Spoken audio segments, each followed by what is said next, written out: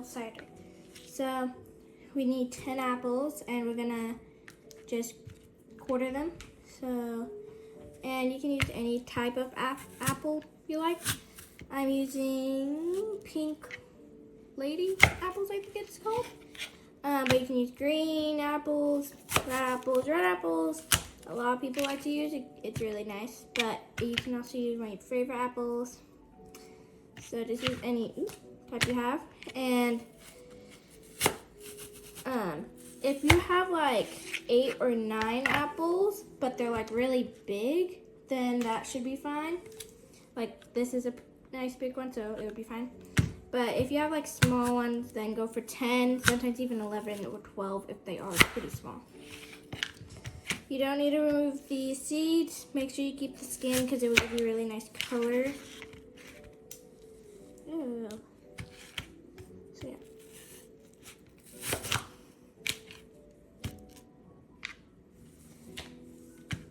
So we're just gonna cut these all up. And I have 9.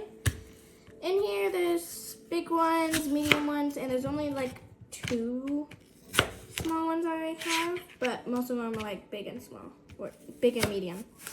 So yeah, here are all of my apples. It's a lot. It's a lot. We're also gonna cut 1 orange, so make sure you wash it first. So we're gonna move all these apples, and you're gonna want a big pot because we're gonna have to use that in a second. So we're just gonna move all of these. And this will take a long time simmering and everything. It takes about almost 2 to 3 hours. So quite a long time, but okay, so how we're gonna do this is we're gonna cut off this part right here.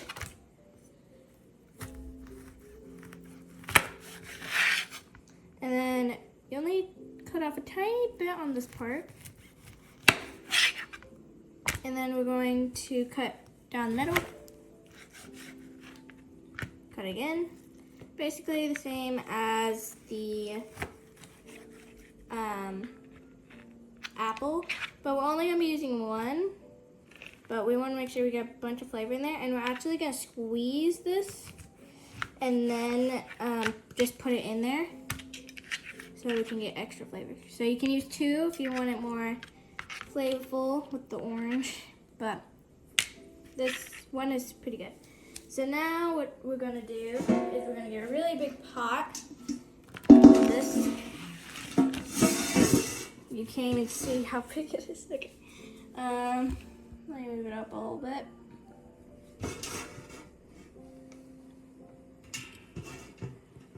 It's really big, so like that big. Okay. So now you've basically seen it. I don't know, we're gonna move it like that much. We're gonna add the apple here. We're just gonna pull all of the apples in. Like that. And then the orange.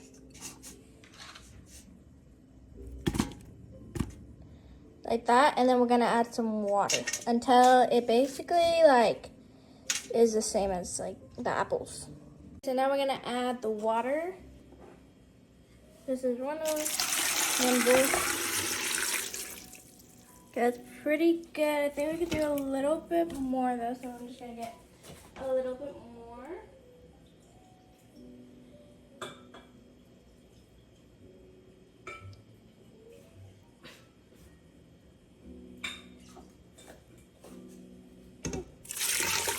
Put that in, like that.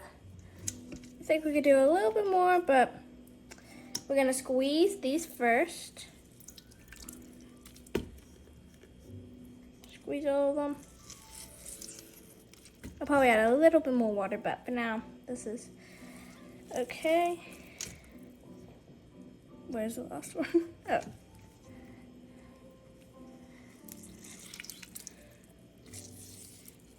Okay, like that. just toss it back in. So now we're gonna do cinnamon sticks. I got all my seasonings and everything. So we have a half a cup of sugar. If you like yours a little bit more sweet, then you can go for a cup and 1/3. Or if you don't like yours super sweet, then you could just do like 1/3 cup or 1/4 a cup of sugar. Next, we are gonna add some nutmeg, ground nutmeg, and we're gonna add about 1/4 of a teaspoon. Not that much, but we don't want to taste. I'm just measuring like that because this, you don't really need to measure too much because you can adjust it as you go, but just a little estimate.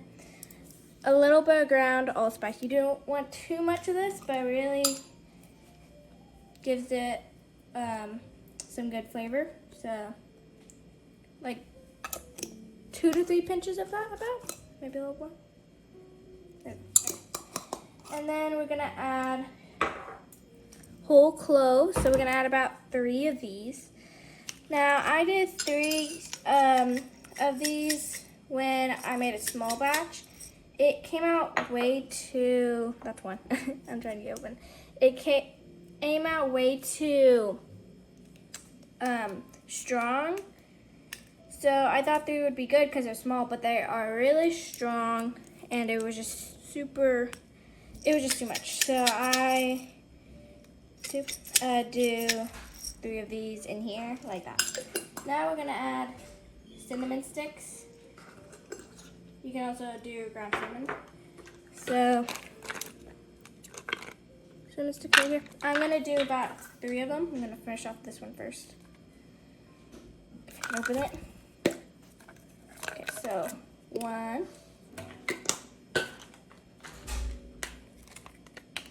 This one needs to be open. Here they are. So we have 2 more of these. Ooh, that one's really big actually. Okay. I'm trying to get out of here.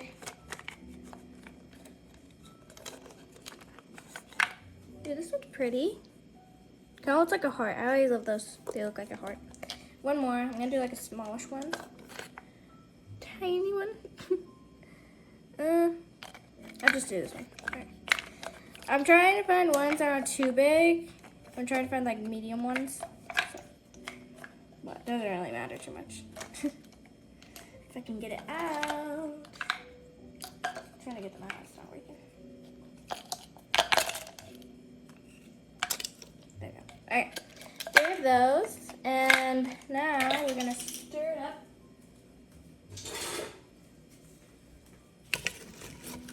Stirring it all up. Getting all the spices everywhere. Trying to get the sugar a little bit dissolved, but not too much. It's kind of hard to stir it because of all the apples in there, but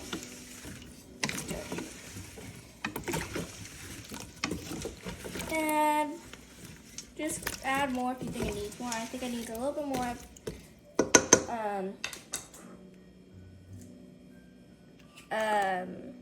allspice and nutmeg. So we're gonna add a little more. But also, it's nice to measure once you like taste it and everything. Like you can also add this after it's done, but it will still taste pretty good. But yeah. So now we're just gonna mix it like that. Now we're at the stove, so we're gonna turn it on medium high, and we're gonna get this to start boiling, and then we're gonna boil it for about 1 to 2 hours. Basically 2 hours is the best to get more flavor, but if you want to be quicker, put it on high for the whole time. So high for about an hour or 2 hours,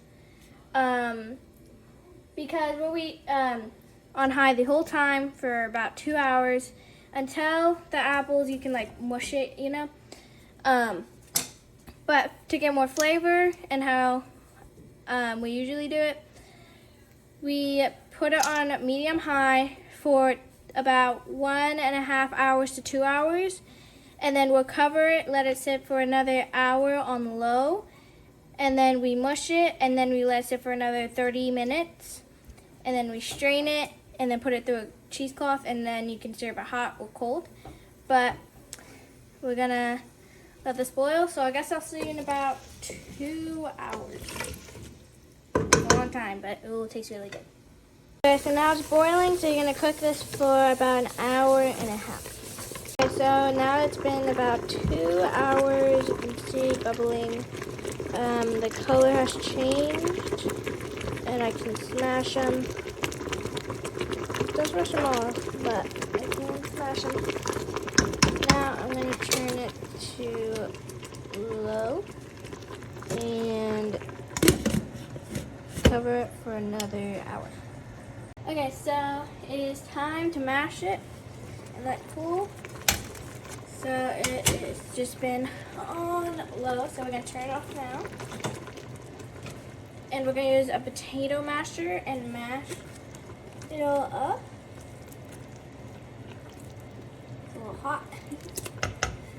Now, if you feel a part that's not mashing up, then you can just put it back on the heat.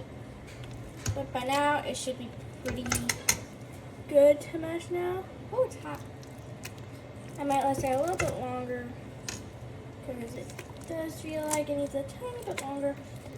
But also sometimes it can just be the orange that you might be feeling that can't match up because of the peel. So just mash it up now.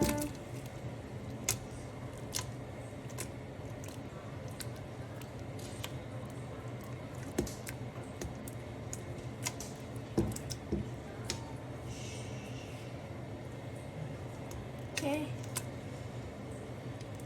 nice and mashed. So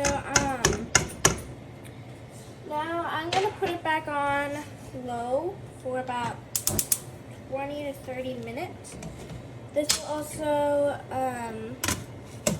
get more flavor out of it, but just cover it. Okay, so we're going to use this cheesecloth now. This is one of the bowls. Still pretty hot. I put it in the fridge for like 15 minutes, I think. So not too long, but tried to add enough. There.